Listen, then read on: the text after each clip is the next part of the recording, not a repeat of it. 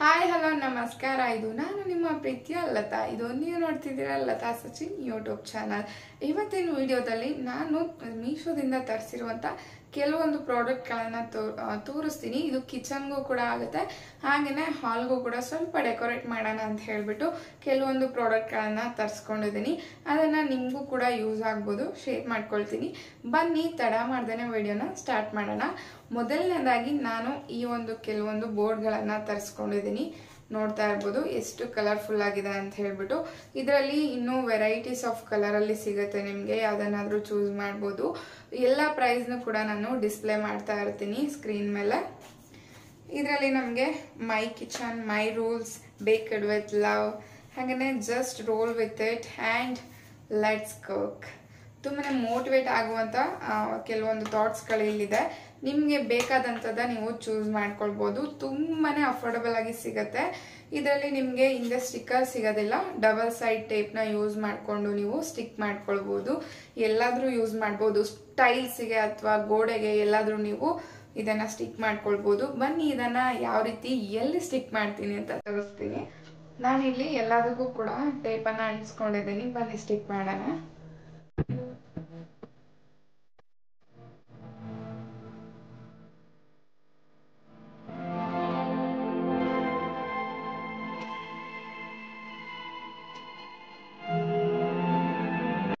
ಹಾಗೇನೆ ನೆಕ್ಸ್ಟ್ ಒಂದು ಪ್ರಾಡಕ್ಟ್ ಬಂದ್ಬಿಟ್ಟು ಈ ಒಂದು ಸ್ಟ್ಯಾಂಡು. ಈಗ ನೋಡ್ತಾ ಇರ್ಬೋದು, ಅಲ್ಲಿ ಸಿಂಕ್ ಪಕ್ಕನೇ ನಾನು ಪಾತ್ರೆ ತೊಳುವಂಥ ಸೋಪು ಅಥವಾ ಸ್ಕ್ರಬ್ಬರ್ ಎಲ್ಲಾನು ಕೂಡ ಇಟ್ಕೊಂಡಿದ್ದೀನಿ. ಅಷ್ಟು ಚೆನ್ನಾಗಿ ಕಾಣಿಸ್ತಾ ಇರಲಿಲ್ಲ, ಸೊ ಹಂಗಾಗಿ ನಾನು ಈ ಸ್ಟ್ಯಾಂಡನ್ನು ತರಿಸ್ಕೊಂಡಿದ್ದೀನಿ. ಇದರಲ್ಲಿ ನೀವು ವಾಶ್ರೂಮ್ಗೂ ಕೂಡ ಯೂಸ್ ಮಾಡ್ಕೊಳ್ಬೋದು ಅಥವಾ ನೀವು ಕಿಚನಲ್ಲೂ ಕೂಡ ಯೂಸ್ ಮಾಡ್ಕೊಳ್ಬೋದು. ಬನ್ನಿ ಇದನ್ನು ಸ್ಟಿಕ್ ಮಾಡಿಬಿಟ್ಟು ಯಾವ ರೀತಿ ನಾವು ಇದನ್ನು ಆರ್ಗನೈಸ್ ಮಾಡ್ಕೊಳ್ಬೋದು ಅಂತ ತೋರಿಸ್ಕೊಡ್ತೀನಿ. ಈ ಒಂದು ಸ್ಟ್ಯಾಂಡಲ್ಲಿ ನೀವು ಟವಲ್ ಅಥವಾ ಏನಾದರೂ ಕೈ ಒರೆಸ್ಕೊಳ್ಳುವಂಥ ಬಟ್ಟೆ ಏನಾದರೂ ಕೂಡ ಹ್ಯಾಂಗ್ ಮಾಡ್ಕೊಳ್ಬೋದು. ನಿಮ್ಗೆ ಇಲ್ಲಿ ಸ್ಕ್ರಬ್ಬರ್ಗಳನ್ನ ಇಟ್ಕೊಳ್ಬೋದು. ಇಲ್ಲಿ ಪಾತ್ರೆ ತೊಳೆಯುವಂಥ ಲಿಕ್ವಿಡ್ ಅಥವಾ ಸೋಪನ್ನು ನೀವು ಇಲ್ಲಿ ಇಟ್ಕೊಳ್ಬೋದು. ಬನ್ನಿ ಯಾವ ರೀತಿ ಸ್ಟಿಕ್ ಮಾಡೋದಂತ ತೋರಿಸ್ಕೊಡ್ತೀನಿ. ಇದರ ಜೊತೆಗೆ ನನಗೆ ಈ ಎರಡು ತುಂಬಾನೇ ಹೆವಿ ಕೆಪಾಸಿಟಿ ಇರುವಂತ ಈ ಒಂದು ಎರಡು ಸ್ಟಿಕ್ಕರ್ಗಳನ್ನು ಕೊಟ್ಟಿದ್ದಾರೆ. ಹುಕ್ ಅಂತ ಹೇಳ್ಬೋದು, ಈ ಹುಕ್ಕುಗಳನ್ನು ಕೂಡ ಕೊಟ್ಟಿದ್ದಾರೆ. ಬನ್ನಿ ಇದನ್ನ ಯೂಸ್ ಮಾಡಿಕೊಂಡು ಯಾವ ರೀತಿ ಇದನ್ನ ಒಂದು ಸ್ಟಿಕ್ ಮಾಡ್ಕೊಳ್ಬೋದು ಅಂತ ತೋರಿಸ್ತೀನಿ. ಇದನ್ನ ಟೈಲ್ಸ್ಗೂ ಕೂಡ ಯೂಸ್ ಮಾಡ್ಬೋದು, ತುಂಬಾ ಬಿಗಿಯಾಗಿ ಇಟ್ಕೊಳ್ಳುತ್ತೆ. ನಾನು ಇದನ್ನ ಫಸ್ಟ್ ಈ ರೀತಿ ಹಾಕೊಂಡಿದ್ದೀನಿ. ಯಾಕೆ ಅಂದ್ರೆ ಸ್ಟಿಕ್ ಮಾಡ್ಕೊಳ್ಳೋದಿಕ್ಕೆ ಯಾವ ಒಂದು ಪ್ಲೇಸಲ್ಲಿ ಸ್ಟಿಕ್ ಮಾಡ್ಕೊಳ್ಳೋದಂತ ಗೊತ್ತಾಗಲ್ಲ, ಮೆಜರ್ಮೆಂಟ್ ಎಲ್ಲ ಗೊತ್ತಾಗಲ್ಲ. ಹಾಗಾಗಿ ಮುಂಚೆನೇ ಈ ರೀತಿ ಹಾಕ್ಕೊಂಡಿದ್ದೀನಿ. ನಂತರ ಎರಡರದ್ದು ಕೂಡ ಇದನ್ನು ಸ್ಟಿಕ್ಕರನ್ನು ತೆಗೆದುಕೊಳ್ಬೇಕಾಗತ್ತೆ. ತೆಕ್ಕೊಂಡ್ರೆ ಈಸಿಯಾಗಿ ಎರಡನ್ನೂ ಕೂಡ ಒಂದೇ ಸಲ ಸ್ಟಿಕ್ ಮಾಡಿದರೆ ನಮಗೆ ಈಸಿಯಾಗಿ ಅಪ್ಲೈ ಅಂಟಿಸ್ಕೊಳ್ಬೋದು.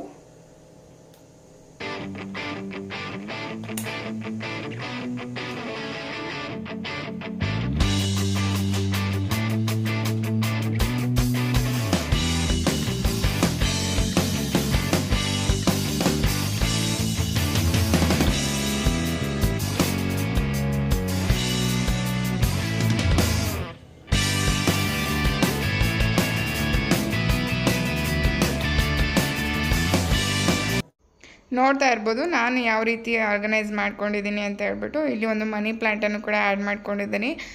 ಗ್ರೀನರಿಯಾಗಿ ತುಂಬಾ ಚೆನ್ನಾಗಿ ಕಾಣಿಸ್ತಾ ಇದೆ. ನೀವು ಗ್ಯಾಸ್ ಸ್ಟವ್ನ ವಾಶ್ ಮಾಡುವಂಥ ಬ್ರಷ್ಗಳಾಗಿರ್ಬೋದು ಅಥವಾ ಸಿಂಕ್ ಕ್ಲೀನ್ ಮಾಡೋ ಬ್ರಷ್ ಆಗಿರ್ಬೋದು, ನಿಮ್ಗೆ ಏನೇನು ಬೇಕೋ ಅದನ್ನೆಲ್ಲ ನೀವು ನೀಟಾಗಿ ಆರ್ಗನೈಸ್ ಮಾಡ್ಕೊಳ್ಬೋದು. ಯಾರಿಗೆಲ್ಲ ಮೆಸ್ಸಿ ಆಗಿದ್ರೆ ಇಷ್ಟ ಆಗಲ್ಲ ಅವ್ರು ಖಂಡಿತವಾಗ್ಲೂ ಇದನ್ನು ಬೈ ಮಾಡ್ಬೋದು.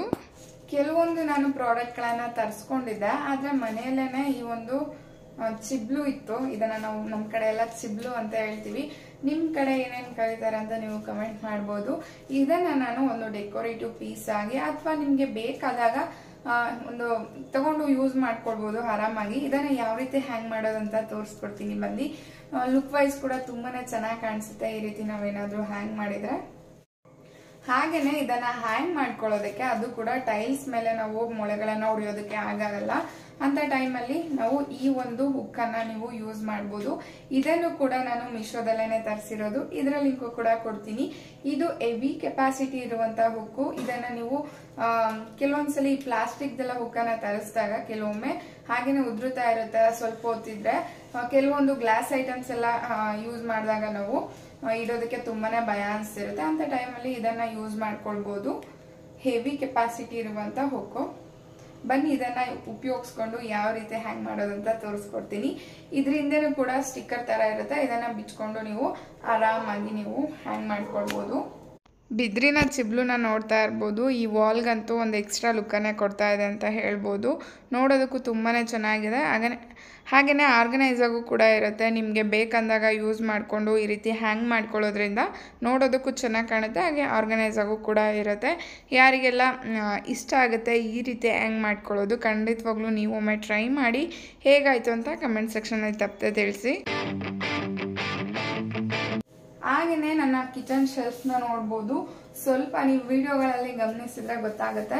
ಶೆಲ್ಫ್ ಮೇಲೆ ಏನಾದರೂ ನೀರು ಬಿದ್ದರೂ ಕೂಡ ಕಲೆಗಳು ಹಾಗೇನೆ ಕಾಣಿಸ್ತಾ ಇರುತ್ತೆ. ಕ್ಲೀನೇ ಮಾಡಿಲ್ಲ, ಅದೇ ಏನೋ ಗಲೀಜಿದೆ ಅನ್ನೋ ತರ ಕಾಣಿಸ್ತಾ ಇರುತ್ತೆ. ಹಂಗಾಗಿ ಇದನ್ನ ಟ್ರೈ ಮಾಡೋಣ ಅಂತ ಹೇಳ್ಬಿಟ್ಟು ತರಿಸಿದೀನಿ.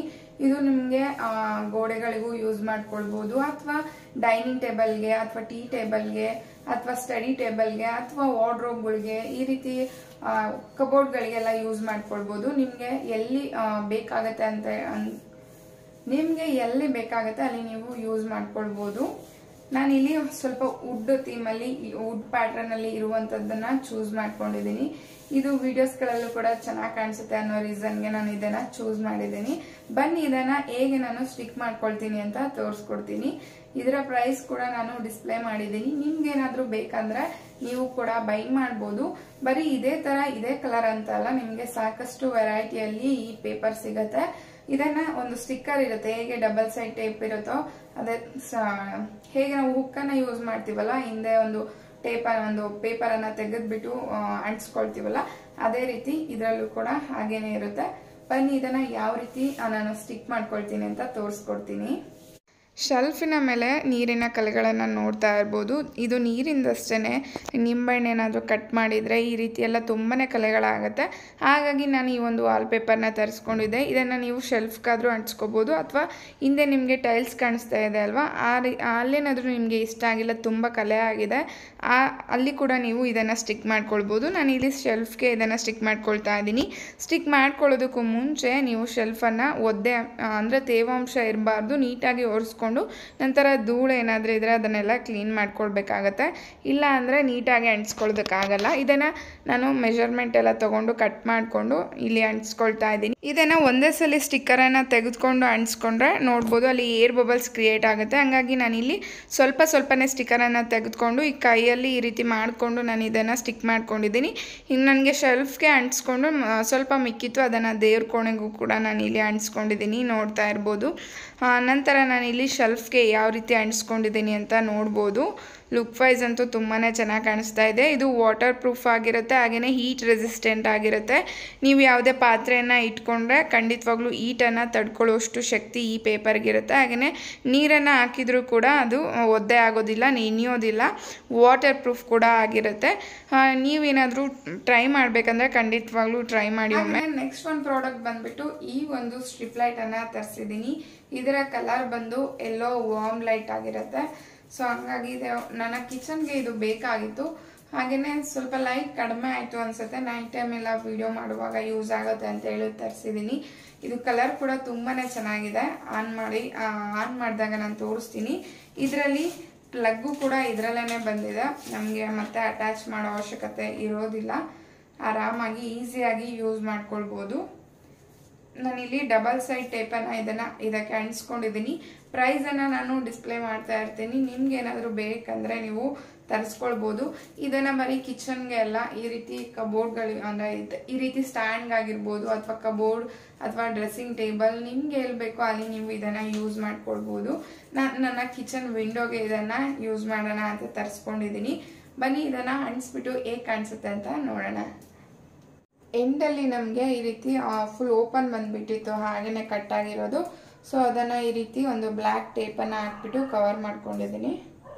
ಈ ಲೈಟನ್ನು ನಾನು ಸ್ಟಿಕ್ ಮಾಡ್ಕೊಂಡಿದ್ದೀನಿ. ಯಾವ ರೀತಿ ಕಾಣಿಸ್ತಿದೆ ಅಂತ ನೋಡ್ಬೋದು.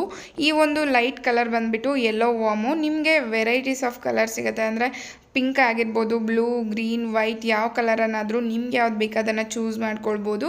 ನನಗೆ ಈ ಕಲರ್ ಇಷ್ಟ ಆಯಿತು, ನಾನು ಇದನ್ನು ತೊಗೊಂಡಿದ್ದೀನಿ. ಈ ಒಂದು ಕಿಚನ್ಗೆ ಈ ಒಂದು ಕಲರ್ ತುಂಬಾ ಚೆನ್ನಾಗಿ ಕಾಣಿಸ್ತಾ ಇದೆ.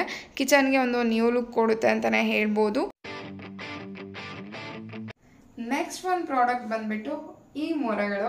ಇದನ್ನು ನಾನು ಮನೆಯಲ್ಲೇ ಇತ್ತು, ಇದನ್ನು ಯೂಸ್ ಮಾಡಿಕೊಂಡು ಯಾವ ರೀತಿ ಒಂದು ಶೋ ಪೀಸ್ ಆಗಿರ್ಬೋದು ಅಥವಾ ಒಂದು ಡೆಕೋರೇಟಿವ್ ಪೀಸ್ ಆಗಿ ಯೂಸ್ ಮಾಡ್ಕೊಳ್ಬೋದು ಅಂತ ನಾನು ತೋರಿಸ್ಕೊಡ್ತಾ ಇದ್ದೀನಿ.